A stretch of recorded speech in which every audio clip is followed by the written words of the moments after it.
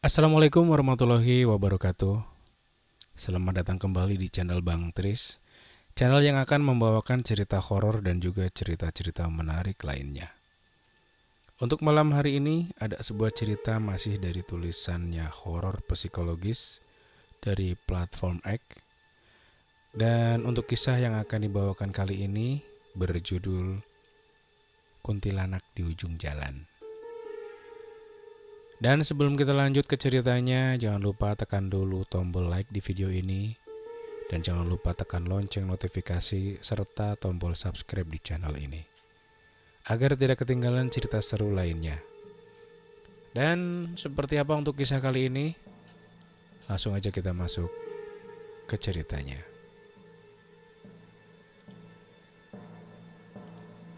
Namaku Andi. Sehari-hari aku bekerja sebagai pengemudi ojek online. Bukan karena ingin, tapi lebih karena keadaan yang memaksaku.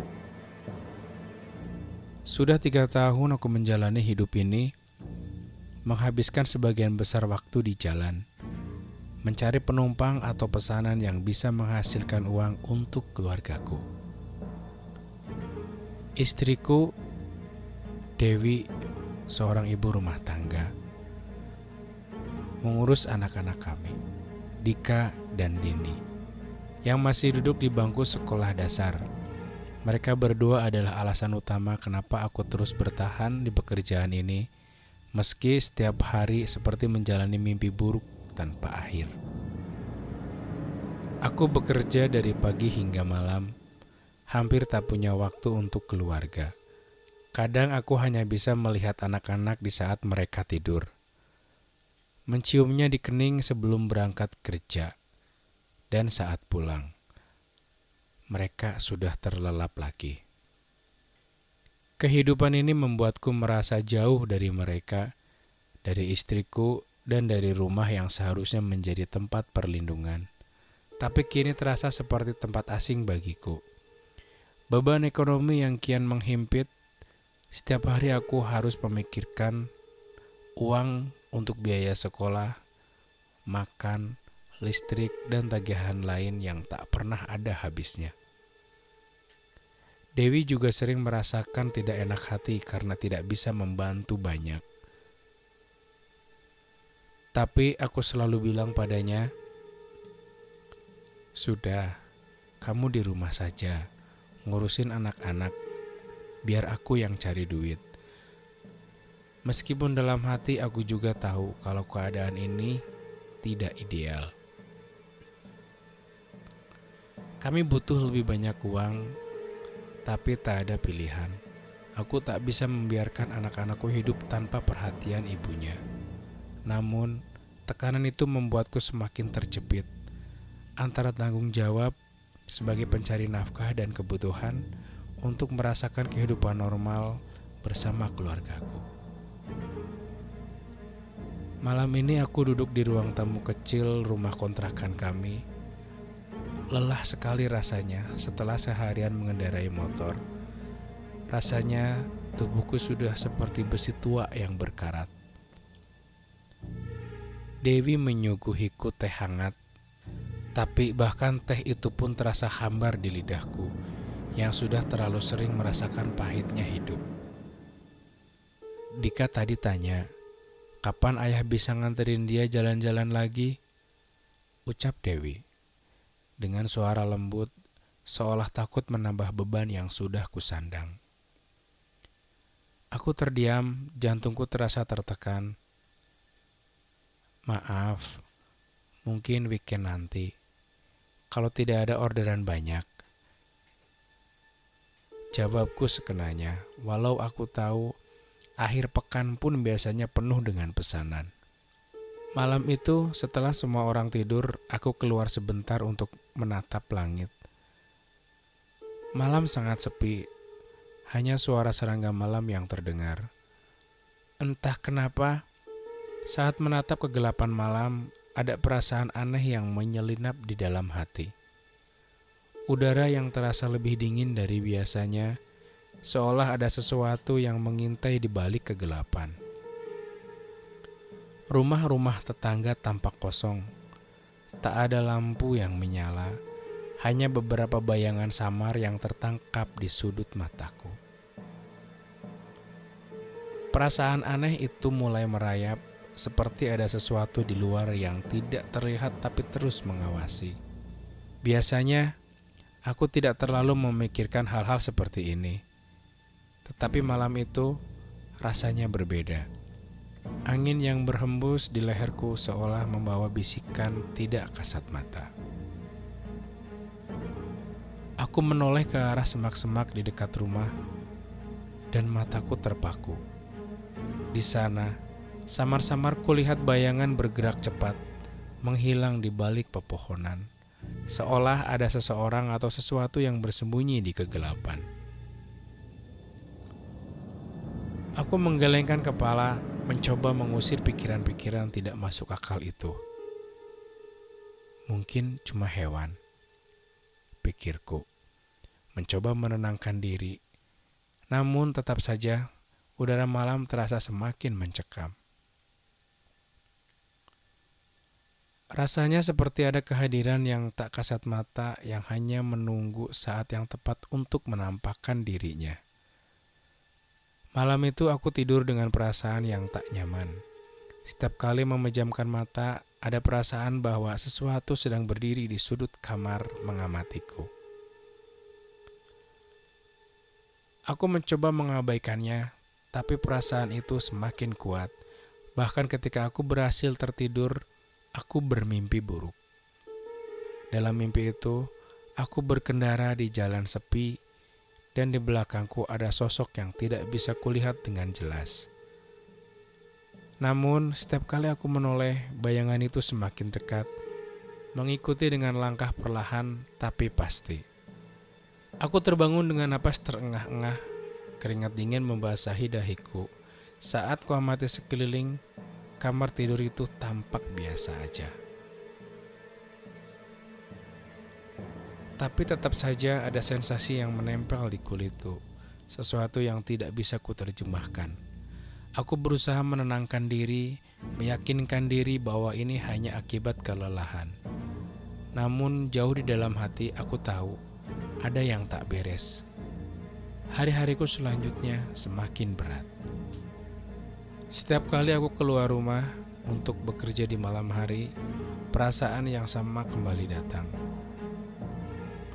Udara malam yang dingin, suasana yang sunyi, dan perasaan diawasi yang terus menghantui di setiap langkahku. Aku sering mendengar suara langkah-langkah ringan di belakangku, atau suara bisikan lirih di telingaku saat menunggu penumpang di pangkalan. Suara yang tak pernah ada sebelumnya. Teman-teman sesama ojek juga sering bercerita tentang pengalaman serupa. Jalan-jalan di malam hari memang penuh misteri. Banyak yang bilang kita tidak pernah benar-benar sendiri di jalanan gelap. Ada makhluk-makhluk yang mengintai, siap menunjukkan diri pada siapa saja yang malang. Awalnya aku menganggap cerita itu hanyalah bualan, tapi kini aku mulai merasakan ketakutan yang sama. Ada sesuatu di malam hari yang tak bisa kulihat, tapi bisa merasakan kehadirannya. Aku tak bisa mengelak lagi. Setiap malam saat keluar rumah, aku merasa seperti dikejar bayangan yang tak pernah benar-benar bisa kulihat. Bayangan yang semakin lama semakin dekat, menunggu saatnya untuk menampakkan wujud yang sebenarnya. Dan aku tahu, cepat atau lambat aku akan bertemu dengan sosok itu, entah kapan atau di mana. Tapi aku bisa merasakannya, malam itu akan datang. Dan malam itu akhirnya tiba lebih cepat dari yang kubayangkan. Malam itu seperti malam-malam lainnya. Setelah makan malam yang sederhana bersama Dewi dan anak-anak, aku bersiap untuk keluar lagi. Rasanya tubuhku belum sepenuhnya pulih dari lelah seharian, tapi aku harus terus bekerja. Belum cukup uang yang kudapatkan hari ini. Setiap detik di jalan adalah peluang untuk mendapatkan tambahan penghasilan, Meski itu berarti aku harus mengorbankan waktu istirahatku. Aku melirik jam di dinding, pukul 9 malam. Waktu terbaik untuk mendapatkan pesanan, terutama dari mereka yang baru pulang kerja atau yang butuh layanan antar cepat seperti GoFood atau GoSend. Aku mencium kening Dewi dan anak-anak sebelum berangkat. "Jangan terlalu malam ya," bisik Dewi dengan nada khawatir. Dia selalu khawatir setiap kali aku keluar malam, apalagi setelah beberapa kejadian aneh yang kualami belakangan ini. Tapi aku hanya bisa tersenyum tipis dan berjanji akan pulang secepat mungkin. Keluar dari rumah, angin malam langsung menyambut dengan dinginnya. Jalanan sudah mulai sepi, hanya beberapa motor yang melintas sesekali. Aku melaju pelan ke arah pangkalan ojek tempat biasanya aku dan teman-teman berkumpul. Pangkalan itu terletak di sudut jalan di bawah pohon besar yang selalu tampak menyeramkan setiap kali malam tiba. Pohon itu besar dan tua, ranting-rantingnya seperti tangan raksasa yang mencekram langit malam. Banyak cerita yang beredar di antara kami tentang pohon itu. Katanya, pohon itu dihuni oleh sosok makhluk halus sejak dulu kala, dan banyak pengemudi yang melihat penampakan di sekitar sana. Tapi, aku selalu berusaha untuk tidak memikirkannya. Sebagai ojek online, aku harus terbiasa dengan tempat-tempat sepi dan angker. Kalau tidak, aku tidak akan bisa bekerja.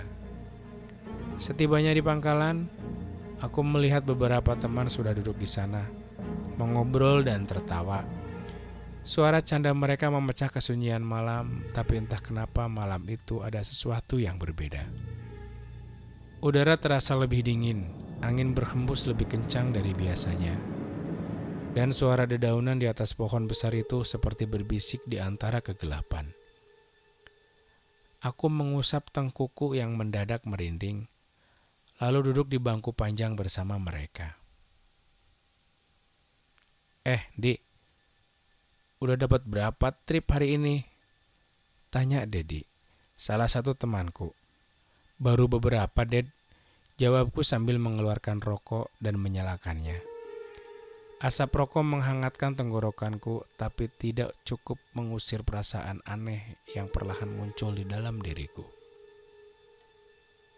Pembicaraan kami malam itu tak jauh-jauh dari urusan kerjaan dan cerita-cerita lucu yang kadang juga diselingi cerita horor. Dedi dan beberapa teman lain sering bercerita tentang pengalaman mereka melihat sesuatu yang tak wajar saat bekerja malam. Beberapa kali mereka mengaku melihat sosok-sosok menyeramkan di pinggir jalan atau merasa diikuti oleh bayangan saat melintasi jalan-jalan sepi di tengah malam. Ada yang pernah ngikutin aku dari belakang, Aku lihat dari kaca spion, tapi pas gue nengok, kosong, cerita Dedi. Membuat beberapa dari kami tertawa, tapi juga sedikit cemas. "Aku sih tidak percaya sama begituan," jawabku mencoba santai. Meskipun dalam hati aku tahu, pengalaman aneh itu bukan hanya cerita kosong. Aku sendiri pernah merasakan hal-hal ganjil, tapi selalu berusaha mengabaikannya. Bagiku, hantu hanya akan muncul kalau kita selalu memikirkannya. Tiba-tiba ponselku berdering, menggetarkan suasana sepi di sekitar kami. Notifikasi pesanan masuk. Aku segera membuka aplikasi dan melihat ada pesanan GoSend. Mengambil dan mengantar barang dari sebuah rumah di pinggiran kota menuju desa terpencil di ujung kota. Pesanannya tampak biasa saja, tapi alamat tujuannya membuatku sedikit merinding. "Kamu dapat orderan, Di?" tanya Joko yang duduk di sebelahku. "Iya, ada orderan GoSend. Barangnya harus diantar ke desa itu," jawabku sambil menyebutkan nama desa yang terkenal angker. Wajah Dedi langsung berubah serius. Hati-hati, Di. Itu desa terkenal angker loh. Banyak cerita soal penampakan di sana. Jalan menuju ke sana juga sepi banget, apalagi malam-malam begini, kata Dedi dengan nada serius. Aku tertawa kecil meskipun dalam hati mulai cemas. Ah, kamu lebay aja. Ah, kamu lebay aja, Ded. Sudah biasa aku lewat jalan sepi. Lagian, aku tidak sendirian kan? Ada motorku. Candaku berusaha menyembunyikan kegelisahan. Tapi kata-kata Dedi terngiang di telingaku. Desa yang disebutkannya memang sudah sering kudengar dari teman-teman sesama ojek. Jalan menuju desa itu melewati perkampungan yang sepi dan gelap, tanpa penerangan jalan. Dulu, sebelum aku bekerja sebagai ojek, aku pernah mendengar cerita soal kecelakaan yang menewaskan seorang wanita di sana. Wanita itu dikabarkan sering menampakkan diri pada pengendara yang melintas di malam hari. Menunggu di pinggir jalan, atau tiba-tiba muncul di tengah jalan dengan wajah penuh darah. Aku mengabaikan cerita itu dan berpamitan kepada teman-teman, lalu menyalakan motor dan melaju menuju lokasi pengambilan barang. Tapi perasaan ganjil mulai muncul saat aku meninggalkan pangkalan. Jalan yang kulewati mendadak terasa lebih gelap dari biasanya. Meski tidak ada lampu jalan yang padam, suara mesin motorku terdengar lebih keras, seakan menggema di antara pepohonan di sekitar. Ada angin dingin yang tiba-tiba berhembus, menusuk hingga ke tulang. Aku menggigil dan menarik jaketku lebih erat. Dalam perjalanan menuju rumah pengirim, aku merasa seperti ada yang memperhatikanku. Entah kenapa, mataku terus terpaku pada bayangan di kaca spion. Seperti ada sesuatu yang bergerak di belakangku. Tapi setiap kali aku menoleh, tidak ada apa-apa. Jalanan kosong, hanya suara angin yang sesekali berdesir dan dedaunan yang bergoyang. Namun firasat buruk semakin menguat di dalam hatiku. Setibanya di rumah pengirim, suasana kembali terasa aneh. Rumah itu tampak tua, terletak di ujung jalan yang jauh dari rumah-rumah lainnya. Pintu depannya berderit saat dibuka, dan dari dalam muncul seorang wanita tua mengenakan pakaian lusuh yang tampak seperti sudah puluhan tahun tidak diganti. Ia menyodorkan sebuah paket kecil, matanya tajam menatapku dari balik keriput wajahnya. Ini harus segera diantar, jangan terlambat, katanya dengan suara serak. Aku merasakan ada sesuatu yang aneh dari cara dia menatapku. Seolah ada rahasia gelap yang disembunyikan di balik senyuman tipis itu. Setelah mengambil paket, aku segera beranjak. Saat aku menoleh sekali lagi ke arah rumah itu, wanita tua itu sudah tidak ada. Sudah tidak terlihat di depan pintu. Pintu rumahnya tertutup, dan suasana di sekitar rumah terasa semakin mencekam. Aku mempercepat laju motorku, berharap bisa segera menyelesaikan pengiriman ini. Namun, bayangan tentang cerita-cerita horor yang sering kudengar mulai menghantui pikiranku. Malam semakin larut, dan aku tahu bahwa perjalanan ini tidak akan mudah. Jalanan malam itu begitu lengang, seolah-olah dunia tiba-tiba menjadi sunyi. Hanya menyisakan suara deru mesin motorku yang melaju melintasi gelapnya malam. Sesekali suara angin berhembus di antara pepohonan, menghasilkan bunyi yang seperti bisikan halus, membuat bulu kuduku meremang tanpa sebab yang jelas. Suasana di jalan ini terasa begitu berbeda dari biasanya. Lebih mencekam, lebih sunyi, seperti ada sesuatu yang tidak kasat mata mengintai di balik bayang-bayang gelap. Aku mencoba fokus, memegang stang motor dengan erat. Mataku menatap lurus ke jalan yang semakin sepi. Jalan setapak yang kulewati ini adalah jalan yang sudah kukenal angker di kalangan pengendara malam. Sebelumnya aku tidak pernah mengambil pesanan yang menuju desa ini. Tapi karena tekanan ekonomi, aku tidak punya pilihan lain. Perjalanan ini harus kuselesaikan, meski jantungku berdetak lebih cepat dari biasanya.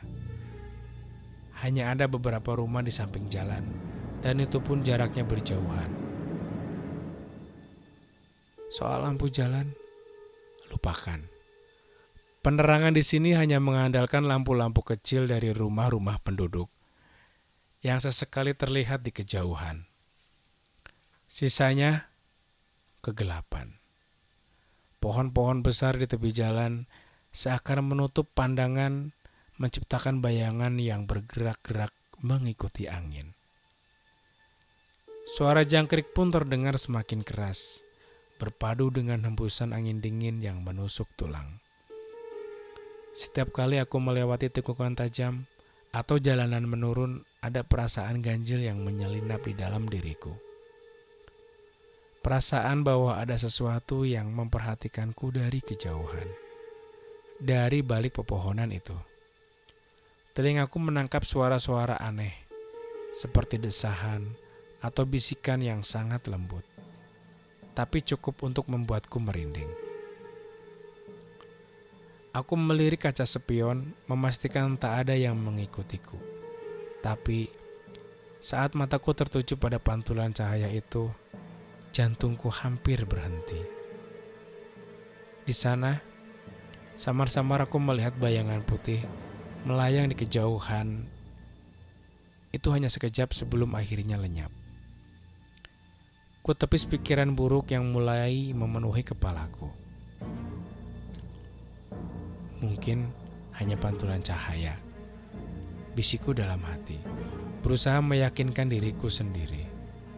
Tapi semakin lama aku berkendara, semakin nyata perasaan itu, bahwa aku tidak sendirian di jalan ini. Udara semakin dingin, anehnya bahkan lebih dingin dari sebelumnya. Seolah-olah aku sedang menembus kabut es. Padahal tak ada kabut sama sekali. Motor yang kukendarai tiba-tiba terasa berat. Seolah-olah ada beban yang tak terlihat yang menahan laju roda. Napasku semakin pendek, udara malam yang kusesap terasa pekat dan berat. Seperti ada sesuatu yang salah. Tiba-tiba di kejauhan aku melihat sesuatu yang membuatku ngeri. Di tengah jalan, berdiri seorang wanita dengan rambut panjang tergerai, mengenakan pakaian serba putih. Dia membelakangiku, tubuhnya kaku, diam tak bergerak, hanya rambut panjangnya yang tertiup angin malam. Jantungku berdegup kencang. Aku tidak bisa menghentikan laju motorku secepat itu. Tapi yang membuatku semakin ngeri adalah sosok itu tiba-tiba menghilang. Seolah-olah ditelan kegelapan, aku mencoba mempercepat motorku, berharap bisa segera melewati jalan angker ini dan sampai ke tempat tujuan. Tapi semakin cepat aku melaju, semakin jelas perasaan itu. Perasaan bahwa aku sedang diikuti. Tiba-tiba dari sudut mataku aku melihatnya lagi. Sosok wanita berambut panjang itu muncul lagi. Kali ini lebih dekat, hanya beberapa meter di depanku. Tubuhnya tetap tidak bergerak dan wajahnya masih tidak bisa kulihat. Tapi aku tahu, ini bukan manusia biasa. Jantungku berdegup kencang dan mulai panik. Astaga, jangan sampai ini benar-benar terjadi, pikirku. Aku mencoba mempercepat motor, memutar gas sekencang mungkin, berharap bisa meninggalkan sosok itu jauh di belakang. Tapi saat aku melaju melewatinya, angin dingin berhembus dengan kuat, dan aku merasakan sesuatu yang dingin menyentuh punggungku. Seolah-olah ada tangan yang tidak terlihat yang mencoba meraihku. Tiba-tiba, suara tangis samar terdengar di belakangku. Suara itu begitu pelan, seperti desahan, tapi cukup jelas untuk membuat bulu kuduku berdiri. Aku menoleh seketika dan mataku terbelalak saat melihat sesuatu yang tidak seharusnya ada. Di kaca spion, tepat di belakangku, ada sosok wanita dengan wajah pucat, mulut terbuka, menangis tanpa suara. Rambutnya yang panjang menjuntai menutupi wajahnya, tapi tatapan matanya yang kosong langsung membuat jantungku nyaris berhenti. Kuntilanak, sosok yang sering hanya kudengar dari cerita-cerita horor, kini ada tepat di belakangku, mengikutiku seolah-olah dia tidak akan pernah melepaskanku. Aku menarik napas dalam-dalam, mencoba untuk tidak panik, tapi tubuhku mulai gemetar. Tangan yang memegang stang motor mulai terasa dingin dan basah oleh keringat. Suara tangis itu semakin keras, seperti menggema di telingaku.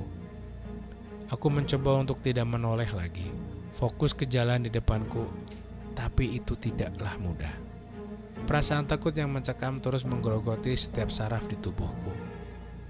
Seketika itu juga, lampu motor redup. Hanya sisa cahaya lemah yang tersisa. Cukup untuk menerangi beberapa meter di depan. Aku semakin panik. Jika lampu motor mati total di tempat sepi seperti ini, aku tidak tahu apa yang akan terjadi. Dalam ketakutan, aku terus memacu motor sekuat tenaga, berharap sosok itu lenyap. Tapi perasaanku tidak bisa dibohongi. Sosok itu masih ada di belakangku, mengikuti setiap gerakanku dengan tatapan matanya yang mengerikan. Tiba-tiba motorku seperti tersendat. Aku merasakan roda belakangku terangkat sedikit, seolah ada sesuatu yang menariknya. Jantungku berdebar semakin kencang. Aku berusaha keras menyeimbangkan motor. Tapi sesuatu yang tidak kasat mata tampaknya mencoba menghentikanku. Aku bisa merasakan udara semakin dingin di sekelilingku, seperti berada di dalam freezer. Suara tangisan itu semakin keras, seakan sosok di belakangku semakin dekat, dan rasa dingin semakin menjalar di seluruh tubuhku. Aku tidak bisa menahan ketakutan ini lebih lama lagi. Dengan nekat, aku membelokkan motor ke sisi jalan, mencoba meloloskan diri dari sesuatu yang tampak terus mengikutiku. Aku berharap dengan mengubah arah aku bisa menghilangkan bayangan itu. Namun yang kutemui justru lebih menakutkan. Di tikungan jalan tepat di depan pohon besar yang menjulang tinggi, sosok itu muncul lagi. Kali ini dia berdiri tegak menghadapku, memperlihatkan wajahnya yang rusak dan menyeramkan. Matanya hitam menatapku tajam, mulutnya yang penuh dengan darah tersenyum lebar, dan dari tenggorokannya keluar suara tawa kecil yang mengerikan. Kuntilanak itu tak lagi hanya berdiri dari kejauhan. Dia sekarang ada tepat di depanku, menghalangi jalanku, siap menerkam kapan saja. Aku tidak punya pilihan. Dengan tangan gemetar dan keringat dingin yang mengucur deras, aku menarik gas motorku sekencang mungkin, berharap bisa melarikan diri dari teror ini. Tapi dalam hati, aku tahu kuntilanak ini tidak akan mudah membiarkanku pergi. Suara tawa kecil terus menggema di telingaku, seolah-olah dia menikmati rasa takut yang kini menguasai diriku sepenuhnya. Aku tidak bisa berhenti mengingat sosok itu. Wajahnya yang mengerikan, tawa kecilnya yang menggema di telingaku, dan mata hitamnya yang seperti menusuk masuk ke dalam jiwaku. Meskipun aku telah berusaha untuk memacu motor lebih cepat, rasanya bayangan gelap yang menghantui pikiranku tak bisa pergi begitu saja. Kuntilanak itu bukan sekedar penampakan biasa. Ada sesuatu yang lebih dari sekedar makhluk halus yang menghuni jalan-jalan angker. Dia sepertinya ingin sesuatu dariku, sesuatu yang takkan bisa kuberikan. Jalanan di depanku masih gelap, hanya disinari oleh lampu motor yang kini tampak redup dan hampir padam sepenuhnya. Setiap deru mesin motor, setiap desiran angin malam yang menyentuh kulitku, terasa seperti bisikan maut yang mengingatkanku bahwa aku sedang diincar oleh sesuatu yang tidak pernah bisa kutangani. Motorku bergetar pelan, sepertinya sudah kelelahan setelah perjalanan yang panjang dan penuh ketegangan. Namun ketakutanku belum berakhir. Sebenarnya, teror baru saja dimulai. Saat aku mulai merasa sedikit lega karena jalanan mulai datar dan tidak ada tikungan tajam lagi, tiba-tiba suhu udara di sekelilingku terasa semakin dingin. Bukan lagi sekedar hawa malam yang biasa. Rasanya seperti aku sedang berada di dalam ruangan freezer yang membeku. Tetapi anehnya, tidak ada embun di udara, hanya terasa dingin yang menusuk ke tulang. Nafasku mulai berat. Setiap kali aku menghirup udara, paru-paru terasa seperti diisi es. Telingaku menangkap suara samar di balik suara mesin motorku yang meraung-raung. Awalnya aku pikir hanya suara angin atau dedaunan yang bergesekan. Tapi lama-lama suara itu semakin jelas. Terdengar seperti suara tawa lirih, suara perempuan yang tertawa pelan. Namun di dalam nada tawanya terkandung kebencian dan kesedihan yang mendalam. Suara itu membuat darahku membeku. Aku tahu suara itu. Itu adalah suara kuntilanak yang tadi kulihat di tengah jalan.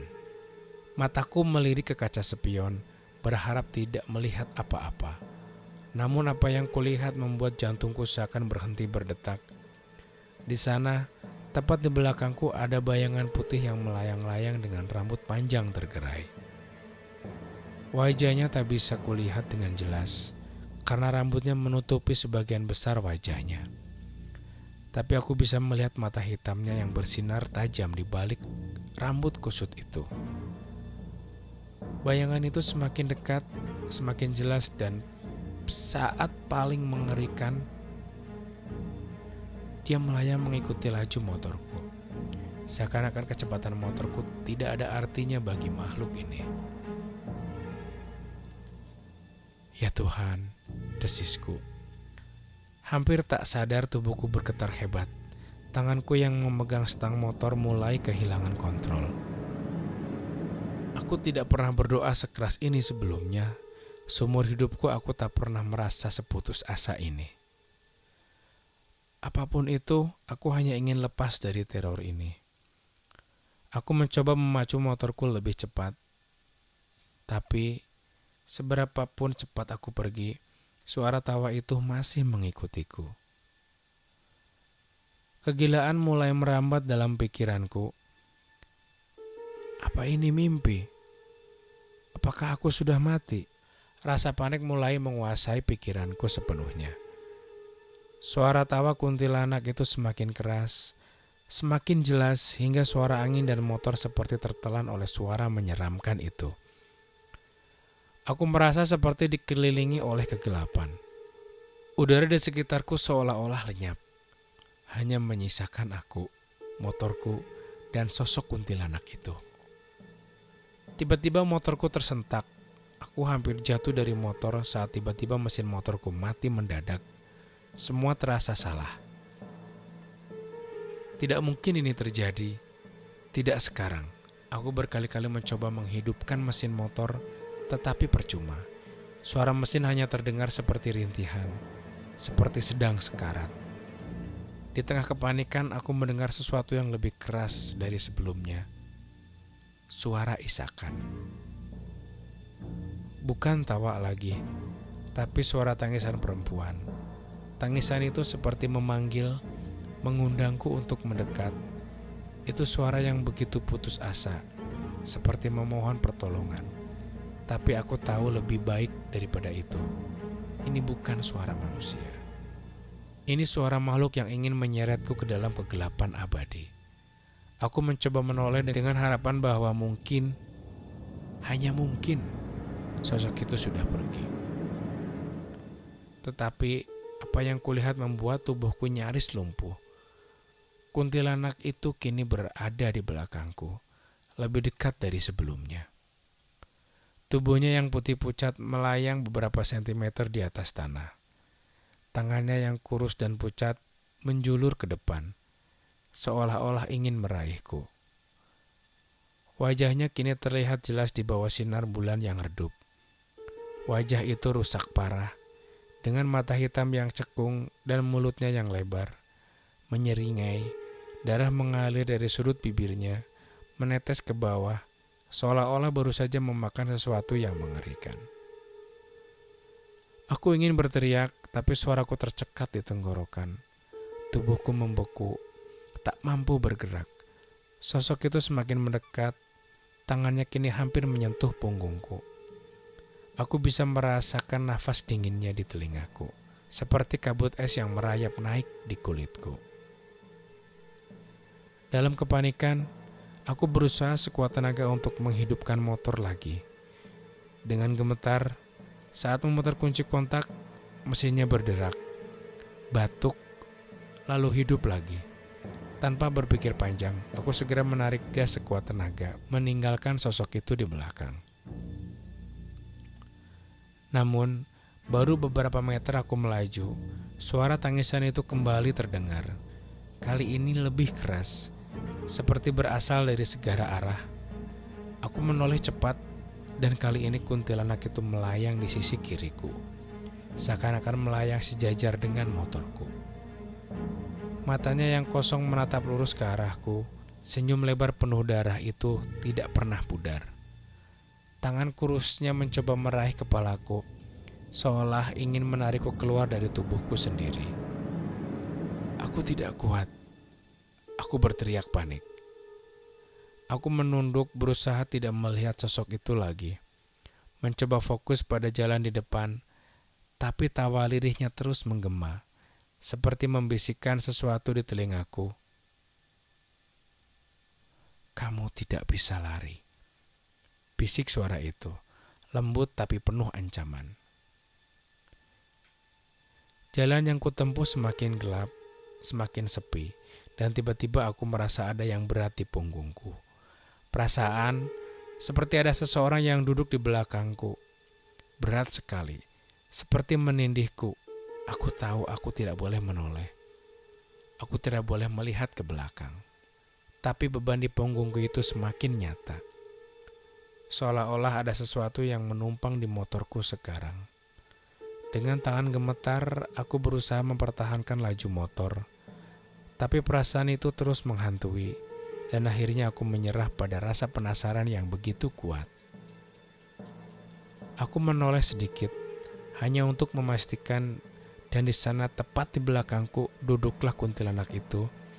Dia sekarang benar-benar menempel di punggungku. Rambutnya yang panjang terurai hingga hampir menyentuh roda belakang. Tangannya melingkar di pinggangku dengan erat.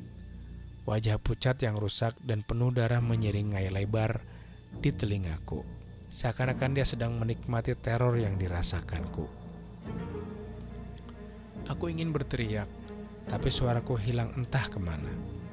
Aku hanya bisa menatap jalan di depan, sementara kuntilanak itu terus menempel di punggungku, membisikkan sesuatu yang tak bisa ku mengerti, namun penuh dengan ancaman.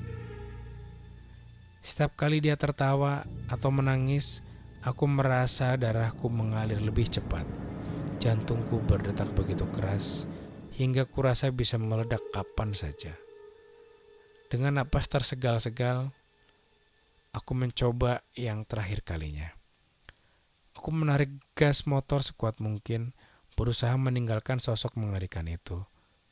Dan tiba-tiba di jalan depanku berubah. Ada cahaya. Lampu jalan mulai terlihat lagi. Rumah-rumah penduduk mulai muncul di kejauhan. Dan perasaan lega itu mulai hadir di dalam dadaku. Tapi ketika aku menoleh ke belakang untuk memastikan, sosok itu sudah tak ada lagi. Kuntilanak itu menghilang. Tapi aku tahu, aku takkan pernah melupakan teror yang baru saja aku alami. Aku masih bisa mendengar mesin motorku yang meraung-raung, tetapi entah kenapa rasanya kini seperti suara yang jauh, tidak nyata. Malam itu meskipun akhirnya aku berhasil keluar dari jalan angker dan terhindar dari teror kuntilanak, bayangannya masih terus melekat di benakku. Setiap kali aku mencoba mengingat kembali sosok itu, wajahnya yang rusak dan senyumnya yang penuh dengan darah selalu kembali menghantuiku, membuatku merinding meskipun aku sudah jauh dari tempat kejadian. Setelah mengantarkan paket ke alamat tujuan, tanganku masih gemetar ketika menyerahkan barang kepada penerima. Si penerima seorang pria tua dengan senyum lebar menatapku sejenak dengan tatapan bingung. "Mas tidak apa-apa? Kelihatannya pucat begitu," tanyanya. Aku hanya mengangguk lemah, tidak mampu berbicara, tidak ingin menjelaskan apa yang baru saja terjadi. Bahkan, jika aku menceritakannya, siapa yang akan percaya? Aku hanya seorang tukang ojek online yang bekerja larut malam untuk mencukupi kebutuhan keluarga. Apa alasanku untuk mendramatisir kejadian itu? Setelah menyelesaikan transaksi, aku langsung memacu motorku kembali, mencoba menjauh sejauh mungkin dari tempat itu. Sepanjang perjalanan pulang, meski aku sudah berada di jalan yang lebih ramai dan diterangi lampu-lampu jalan, aku merasa ada yang mengawasiku, seolah-olah bayangan dari dunia gelap tadi masih mengikuti langkahku. Setiap lampu yang berkedip, setiap hembusan angin dingin yang tiba-tiba menerpa wajahku, membuatku teringat akan nafas dingin kuntilanak itu di tengkukku. Aku terus mencoba meyakinkan diri bahwa semuanya sudah berakhir, bahwa yang tadi hanyalah bayangan, ilusi, atau akibat kelelahan bekerja sepanjang hari.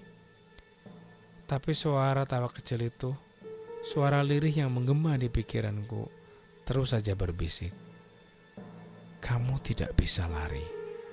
Kamu tidak bisa lari." Sesampainya di rumah, malam sudah terlalu larut. Aku memarkirkan motor di halaman rumah dengan tangan yang masih bergetar. Bahkan saat menarik kunci kontak keluar, aku hampir menjatuhkannya. Aku menatap ke sekeliling, mencoba meyakinkan diri bahwa aku sudah aman. Namun, bayangan dari peristiwa tadi terus bermain di benakku. Aku merasa ada yang tak beres. Meskipun rumahku ada di tengah perkampungan yang cukup ramai, keheningan malam ini terasa berbeda dan mencekam. Aku bisa mendengar suara jangkrik dan sesekali anjing tetangga yang menggonggong. Tapi semuanya terdengar begitu jauh, seperti suara-suara dari dunia lain. Aku membuka pintu rumah dengan perlahan, berharap istri dan anak-anakku sudah tertidur. Tubuhku terasa lelah, bukan hanya saja karena perjalanan panjang, tapi juga karena teror yang baru saja kualami. Tapi begitu aku melangkah masuk, hawa dingin yang aneh menyambutku. Udara di dalam rumah terasa begitu dingin, lebih dingin daripada malam-malam sebelumnya. Suasana yang biasanya terasa nyaman kini berubah, seolah-olah rumahku sendiri menolak kehadiranku, atau lebih buruk lagi, ada sesuatu di dalamnya yang sedang menungguku. Aku berusaha mengesampingkan perasaan itu, meyakinkan diriku bahwa semuanya hanya imajinasiku.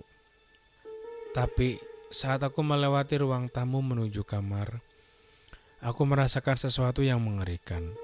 Bayangan di sudut-sudut ruangan tampak bergerak. Mataku menangkap sesuatu yang aneh, seperti ada sosok hitam berdiri di dekat jendela memandang ke arahku. Aku berhenti, menatap bayangan itu dengan tajam, berharap itu hanyalah permainan cahaya. Namun ketika aku mencoba mendekat, bayangan itu perlahan menghilang, seolah-olah mencair ke dalam kegelapan. Aku tahu aku tidak sendirian. Aku segera masuk ke kamar, berharap dapat mengabaikan segala rasa takut yang menyelimuti pikiranku. Istriku tertidur di samping anak-anak yang tampak lelap di kasurnya. Pemandangan ini biasanya memberiku ketenangan, tetapi tidak malam ini. Rasanya seperti ada sesuatu yang mengintai kami dari semua kegelapan. Dengan hati-hati, aku berbaring di samping mereka. Tapi mataku tidak bisa terpejam. Setiap kali aku menutup mata, bayangan wajah kuntilanak itu kembali muncul. Matanya yang kosong, mulutnya yang sangat lebar penuh darah, dan tawa kecilnya yang memekakkan telinga. Aku bergidik, mencoba menahan rasa takut yang terus merayap naik. Tidur terasa mustahil. Waktu berlalu dan entah kapan aku akhirnya bisa tertidur. Tapi mimpi buruk segera menyergapku. Dalam mimpiku aku kembali berada di jalan angker itu. Sendirian dengan motor yang mati mendadak. Sekali lagi kuntilanak itu muncul. Kali ini lebih dekat, merangkak mendekatiku dengan tangan panjangnya yang kurus. Dia memanggil namaku. Suaranya berbisik lembut namun mematikan. Aku mencoba berteriak tapi suaraku hilang, tenggelam dalam kegelapan. Ketika aku terbangun, aku langsung terengah-engah. Keringat dingin membasahi tubuhku. Meskipun udara di kamar terasa semakin dingin, jantungku berdetak begitu kencang hingga terasa menyakitkan. Aku duduk tegak di tempat tidur, menoleh ke arah jendela yang sedikit terbuka. Angin malam yang dingin berhembus masuk, tapi itu bukan hal yang membuatku waspada. Di luar jendela, tepat di halaman rumah, aku melihat sesuatu. Sosok putih yang berdiri lagi. Kuntilanak itu. Rambutnya yang panjang berantakan melayang di udara, dan matanya yang hitam menatap lurus ke arahku. Wajahnya pucat pasi dengan senyum penuh darah yang mengerikan. Dia tidak melakukan apa-apa, hanya berdiri di sana. Tapi tatapannya menusuk, membuatku merasa seperti sedang terjebak di dalam mimpi buruk yang tidak berkesudahan. Dia sudah mengikutiku sampai ke rumah. Dengan tangan gemetar aku segera menutup jendela dan menurunkan tirai, berharap itu bisa menyingkirkan bayangannya. Tapi aku tahu, ini bukan hanya sekedar bayangan. Kuntilanak itu telah menanamkan dirinya di dalam pikiranku, dalam hidupku. Tidak peduli seberapa jauh aku berlari, dia akan selalu ada, mengintai, menunggu saat yang tepat untuk menyerang lagi. Malam itu aku tidak bisa tidur. Setiap suara kecil membuatku terlonjak. Setiap bayangan di ruangan membuat jantungku berdebar kencang. Rasanya seperti kuntilanak itu tidak pernah benar-benar pergi, hanya menunggu di sudut gelap untuk kembali. Aku mencoba memejamkan mata, tapi teror itu terlalu nyata. Beberapa hari setelah kejadian itu, aku tak lagi berani mengambil pesanan di malam hari. Setiap kali malam tiba, aku mulai merasa was-was. Seolah-olah kuntilanak itu akan muncul lagi. Aku merasa terjebak dalam trauma yang tidak berkesudahan. Bahkan ketika siang hari tiba, aku tidak bisa melupakan peristiwa itu. Sosok putih itu terus menghantuiku di setiap sudut pandanganku, bahkan dalam pikiran dan mimpiku. Anak-anak dan istriku mulai khawatir melihat perubahan pada diriku. Mereka tidak tahu apa yang sebenarnya terjadi. Dan aku pun tidak berani menceritakannya. Aku tak ingin membuat mereka takut. Tapi di dalam diriku aku tahu bahwa apa yang kualami lebih dari sekedar kejadian biasa. Ini bukan hanya mimpi buruk yang bisa berlalu begitu saja. Dan setiap malam saat aku duduk di kursi ruang tamu dengan jendela tertutup rapat, aku selalu merasa ada sesuatu yang mengintip di balik tirai. Sesuatu yang tidak terlihat, tapi nyata. Aku tidak pernah menyingkapkan tirai itu lagi. Tak peduli seberapa penasaran atau ketakutan yang menghantuiku. Sebab aku tahu, di luar sana, di antara bayang-bayang malam, kuntilanak itu masih terus menunggu, menatapku dengan senyuman mengerikan yang tak pernah kulupakan. Aku selamat malam itu, tetapi teror itu telah meninggalkan bekas yang mendalam di jiwaku. Trauma ini seperti bayangan yang tak bisa ku hindari, selalu mengikuti setiap langkahku. Dan setiap kali aku melihat jalanan sepi di malam hari, bayangan kuntilanak itu kembali muncul di benakku, mengingatkanku bahwa aku tak akan pernah benar-benar bisa lari dari terornya. Mengingatkanku bahwa aku tak akan pernah bisa benar-benar lari dari terornya. Selesai. Oke teman-teman, sekian untuk kisah kali ini. Bagaimana menurut kalian tentang cerita ini? Tulis komentar kalian di kolom komentar. Dan buat kalian yang baru bergabung, jangan lupa like, komen, share, dan subscribe channel ini. Dan nantikan kisah-kisah horor berikutnya. Wassalamualaikum warahmatullahi wabarakatuh.